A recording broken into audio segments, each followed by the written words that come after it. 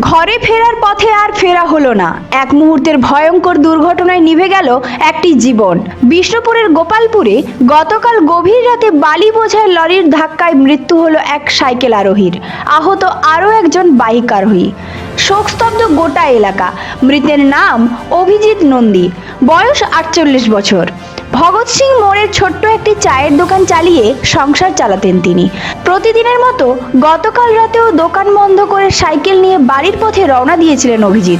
বাড়ির আর কয়েক মিনিটের দূরত্বেই গোপালপুর মোড়ে পৌঁছতেই ঘটে যায় ভয়ঙ্কর এক দুর্ঘটনা। অভিযোগ, দ্রুত গতিতে আসা একটি বালি বোঝাই লরির নিয়ন্ত্রণ হারিয়ে উল্টে যায় রাস্তায়। সেই লরির নিচেই চাপা পড়ে যান সাইকেল আরোহী অভিজিৎ নন্দী। ভয়াবহ সেই দৃশ্য মুহূর্তে স্তব্ধ হয়ে যায় গোটা এলাকা। ঘটনাস্থলেই মৃত্যু হয় অভিজিতের।